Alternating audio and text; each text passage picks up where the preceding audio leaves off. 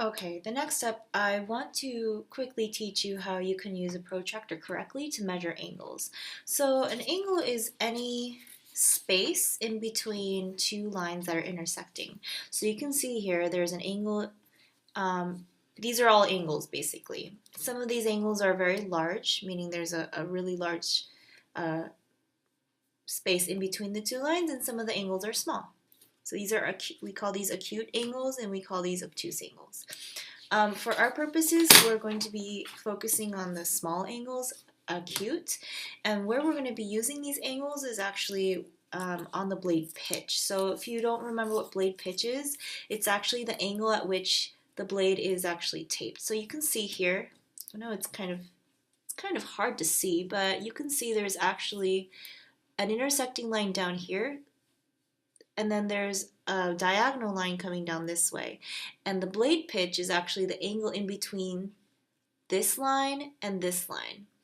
And so you want to measure how much the degrees are in between those two lines.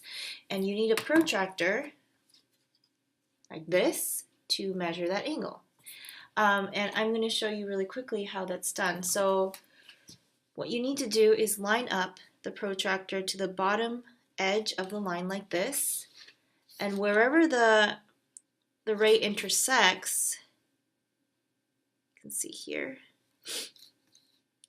So this one intersects right here, and you can see it's between 40 and 50.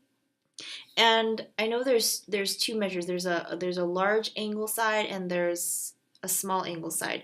We're looking at the small angle side because we know this angle is small. It's not more than 90 degrees.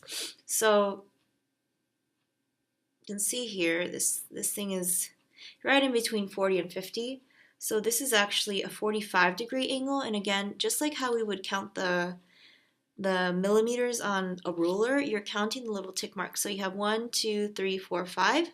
And so that's 45 degrees. So this angle is a 45-degree angle.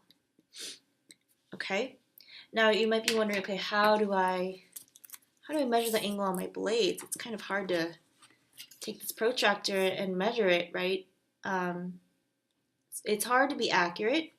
I do have two protractors that you can try to use, but what I've done is I've actually, because it's kind of difficult to measure the angles on this, I've actually already measured, the angles that are possible with these corks already by marking lines on the cork for you. So we have 5 degrees, 10 degrees, 15 degrees, and 20 degrees, and those actually correspond to 5, you can see here, 5 degrees.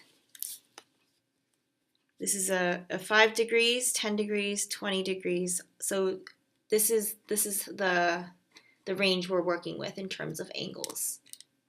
Okay.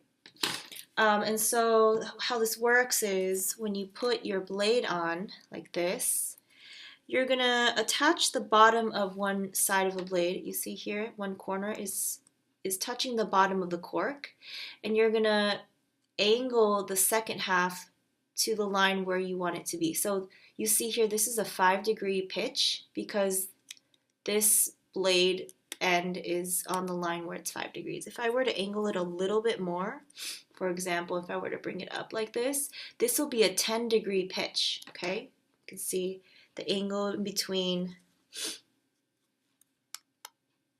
the bottom of the cork to here, this right here in between here is 10 degrees. And then if I were to angle it again, let's say I want to angle it to the third line here. Okay, so the third line, if you can see here, is 15 degrees. That's a 15-degree angle. And then 20 degrees is if you angle it all the way up. Okay, so this right here, so if I were to angle it like this, it's kind of hard to see. And if I were to tape it like this, that's actually a 20-degree angle. And on the protractor would mean from here to here. That's a 20-degree angle. Okay, and so you use this cork to figure out what your blade pitch wants to be.